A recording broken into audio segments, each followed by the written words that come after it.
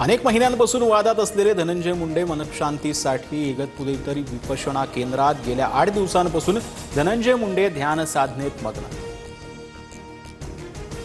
वैष्णवी हगवणे मृत्यू प्रकरण, आयपीएस जालिंदर सुपेकरांना भोवलं, सुपेकरांची तडकाफडकी, होमगार्ड विभागामध्ये बदली, भाचा सुशील आणि शशांक हगवणेचा शस्त्र परवाना फाईलवर सही केल्याचा आरोप, खोट्या कागदपत्रांच्या आधारे हगवणेकडे शस्त्र परवाना। मला शस्त्र परवाना देण्याचा अधिकार नव्हता, तत्कालीन पोलीस आयुक्त अमिताभ गुप्तांच्या परवानगीनंतर सही केली, पोलीस अधिकारी जालिंदर सुपेकरांचं TV9 मराठीला स्पष्टीकरण। सुपेकरांसंदर्भातील तक्रारीत किती तथ्य आहे ते तपासणार, चुकीच्या पद्धतीनं शस्त्राची परवानगी दिली असेल तर रद्द केली जाईल, मुख्यमंत्री फडणवीसांची माहिती। हगवणेचा साथीदार पोलिसांच्या जाळ्यात फरार, निलेश चव्हाणला नेपाळमधून अटक, निलेश चव्हाणवर वैष्णवीच्या बाळाची हेळसांड केल्याचा ठपका, तर बंदूक रोखत कसपटे कुटुंबाला धमकावल्याचा आरोप। वैष्णवीच्या बाळाचं संगोपन तिची आई स्वाती कसपटे करणार, सामाजिक तपासणी अहवालानुसार स्वाती कसपटेंची योग्य व्यक्ती म्हणून नियुक्ती, मंत्री आदिती तटकरे यांची ट्विट करत माहिती।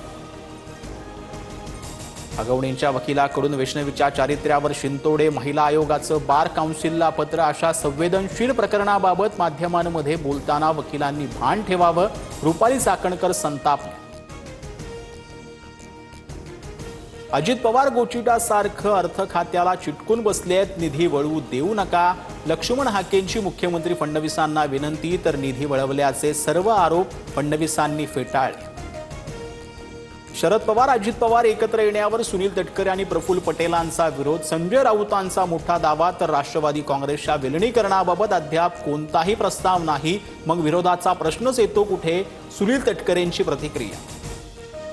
कापणी केलेल्या पिकांचे पंचनामे करून काय करणार, ढेकळांचे पंचनामे करायचे का, कृषी मंत्री माणिकराव कोकाटेंचा पावसामुळे त्रस्त झालेल्या शेतकऱ्यांनाच उलट प्रश्न, तर शब्दाचा अर्थ वेगळा काढला म्हणत नंतर सारवासारव।